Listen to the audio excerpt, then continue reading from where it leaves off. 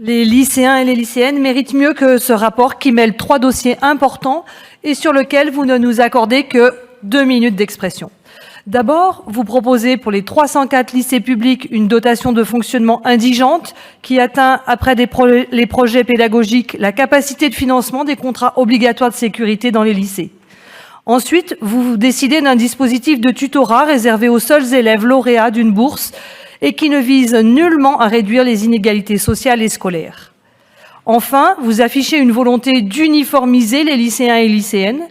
Votre annonce lors de l'inauguration du lycée Beltrame, à mes yeux, a été immédiatement suivie d'un grondement de lycéens qui assistent au discours, rapporte Le Progrès du 8 septembre. Nul doute que vous auriez suscité les mêmes réactions dans les autres lycées de la région. Les jeunes, en effet, ont compris que l'uniformité ne peut pas se prévaloir de l'égalité. Comme si, en revêtant l'uniforme, toutes les différences de conditions de vie disparaissaient, comme si, en endossant un vêtement, on laissait sa personnalité et son histoire à la porte du lycée.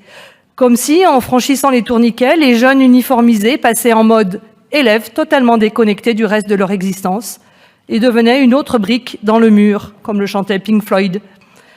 L'uniforme, c'est la cloche posée sur l'école. C'est le vecteur du conformisme social à l'âge où s'affirment les personnalités. Je reprends les mots d'Alain Touraine. L'école tournée vers l'école n'est tournée ni vers l'enfant, ni vers la nation. Elle devient un monde ayant de moins en moins de repères par rapport au monde extérieur. Et en ce sens, l'uniforme ne constitue pas un instrument promoteur d'égalité, de respect de la laïcité et de lutte contre le harcèlement, comme vous l'écrivez. Il ne fait que recouvrir la réalité sans lui donner de sens ni de perspective émancipatrice. Toutes les études récentes sur le sujet démontrent d'ailleurs l'inefficacité de l'uniforme quand il n'est pas contre-productif. Les lycéens et lycéennes méritent beaucoup mieux et sont dignes d'une autre ambition que ce rapport cache-misère.